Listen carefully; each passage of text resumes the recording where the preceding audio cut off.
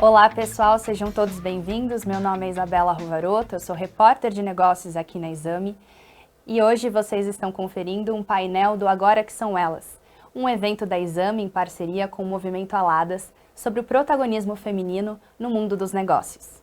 Hoje eu tenho o prazer de conversar com a Laura Constantini, sócia e fundadora da Astela. Poxa, prazer estar aqui com vocês, contar um pouquinho da história da Astela. A Astela é uma gestora de Venture Capital, que foi fundada por mim e pelo Edson, meu sócio, há 15 anos atrás, em 2008. E a gente investe em startups bem no estágio inicial e a gente tem uma paixão enorme pela jornada empreendedora e a nossa missão e a forma com que a gente vai atuando é sempre tentando agregar valor para essa jornada. Tá certo. Laura, antes da gente falar bastante da Astela, eu queria ouvir um pouco sobre a sua trajetória antes dela. Você já atuava nesse mercado de Venture Capital? Como era? Não. Em 2008, quando a gente pensou em criar a Astela, não tinha outras muitas gestoras. Estava todo mundo ali começando a pensar. E eu trabalhava no mercado financeiro. Eu era analista de research para o setor de telecom. E foi quando eu conheci o Edson, porque naquela época ele trabalhava na Lucent, que a Lucent foi comprada e já não existe mais como Lucent. Ele trabalhava na Lucent, que era fornecedora de equipamentos de tecnologia para redes de telecom. E na época era muito importante para a gente entender o que estava acontecendo com as redes, porque isso ia possibilitar uma série de serviços novos que as operadoras iam prover, expansão da rede da base de assinantes. A gente estava falando de um momento pós-privatização da Telebrás. E aí a gente começou a trocar e conversar e acabamos nos tornando amigos e depois eu fui trabalhar com ele numa boutique de M&A, que era algo mais próximo de uma evolução de carreira, que chamava Cicerone Capital. E foi da Cicerone, já trabalhando juntos, que a gente vislumbrou a ideia de criar uma empresa de participações que pudesse fazer com que a gente continuasse participando desse ecossistema de inovação e poder interagir e investir com os empreendedores de tecnologia, que a gente começou a vislumbrar que era um ecossistema que estava nascendo. Então era tudo bastante prematuro na época. Entendi. E tanto no mercado financeiro como nesse mundo de inovação, tecnologia, a participação das mulheres é minoritária, né? Tanto no Brasil quanto fora. Você viu algum avanço em relação à participação das mulheres nesse mercado ao longo desses anos todos?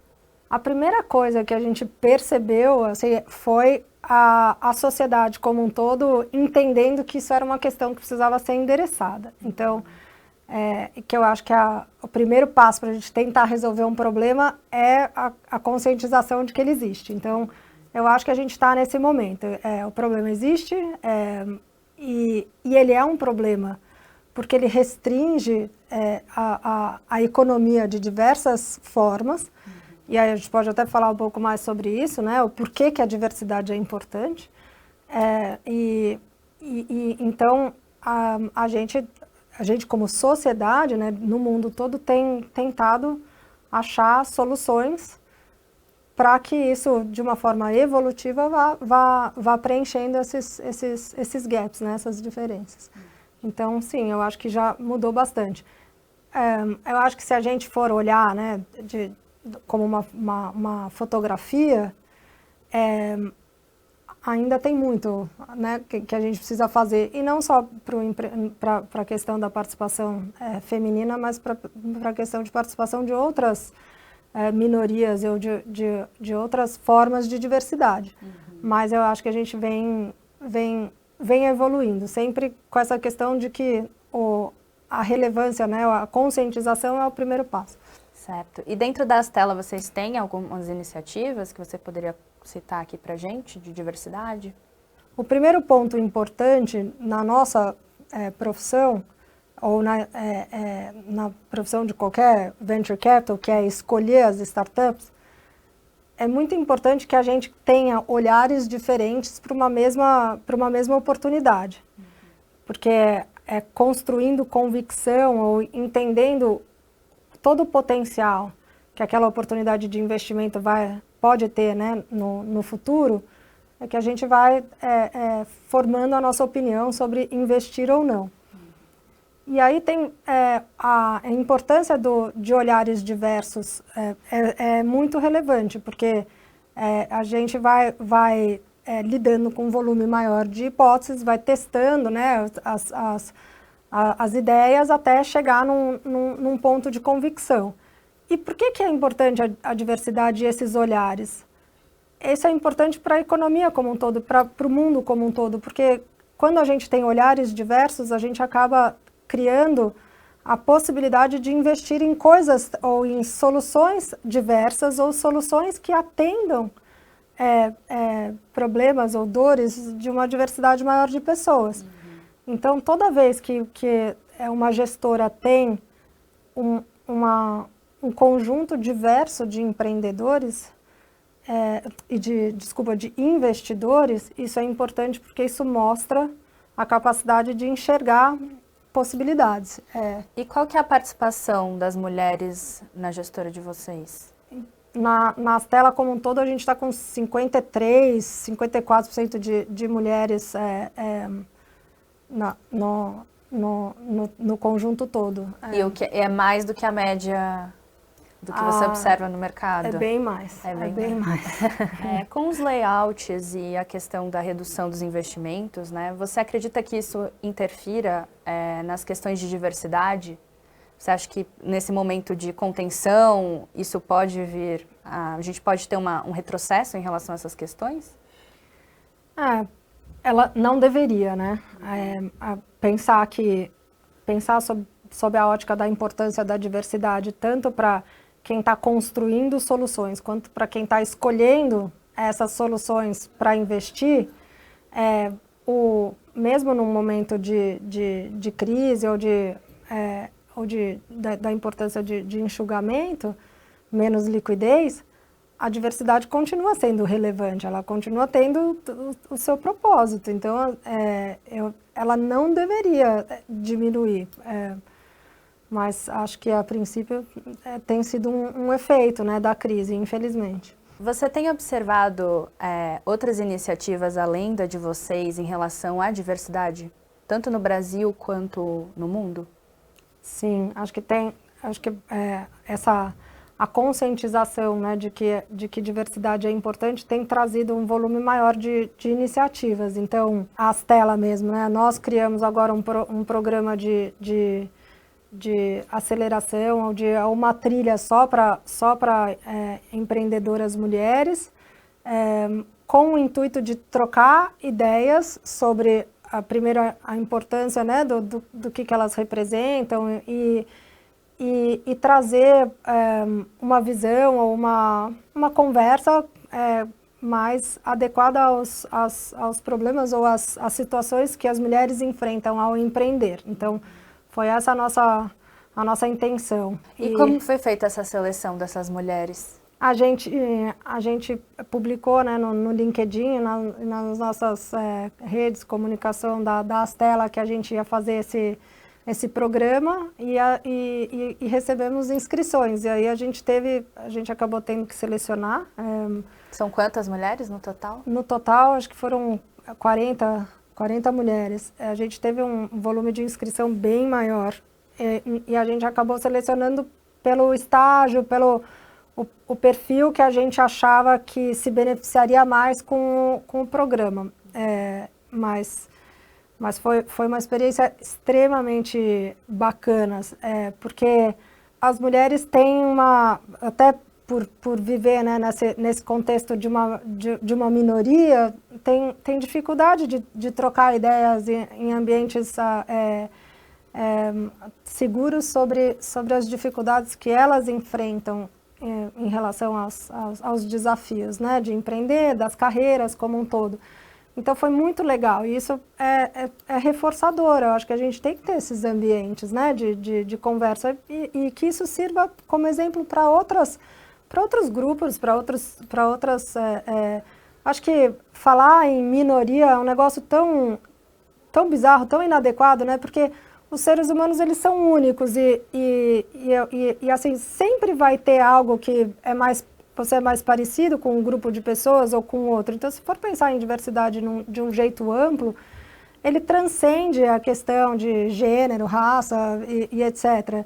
E é importante as pessoas entenderem isso e buscar os seus grupos para troca de ideias, né? E entender também que esses grupos, eles empoderam, mas eles são, de fato, restritos a um tipo de personalidade. E aí a importância de estar num contexto diverso. Então, essa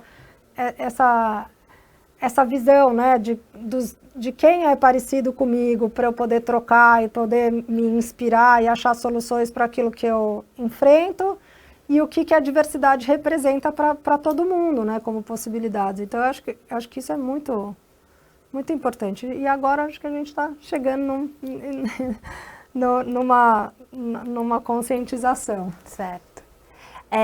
Você acha que esse tipo de iniciativa teria te ajudado lá atrás, quando você entrou no mercado financeiro, ou até nesse mundo de gestoras, assim, faria diferença? Como você se sentiria? Eu queria que você falasse um pouquinho sobre isso. Fundamental, né? Teria sido fundamental se tivesse, porque era o ambiente, né, do mercado financeiro naquela época ainda era pior, hoje continua sendo, mas com um pouco mais de diversidade. É um ambiente extremamente masculino, masculinizado. Então, existem questões que as mulheres enfrentam que os homens não estão cientes ou não estão preocupados com, o que é absolutamente normal. O problema é quando isso impede que as pessoas se sintam à vontade ou estejam no mesmo ambiente. E o fato de não ter outras mulheres para trocar ideias ou a disponibilidade dessas trocas traz um peso maior, né, de avaliação do contexto, das decisões que têm que ser feitas, o entendimento do comportamento, seu próprio e do outro. Então, eu adoraria que eu pudesse ter contado com outras mulheres ou com uma rede que propiciasse essas trocas. E apesar de estar num ambiente majoritariamente masculino, você tem referências positivas de mulheres que te inspiraram a empreender, a criar o próprio negócio ou até entrar no mercado financeiro? Sim, tem algumas empreendedoras que são absolutamente inspiradoras pela trajetória.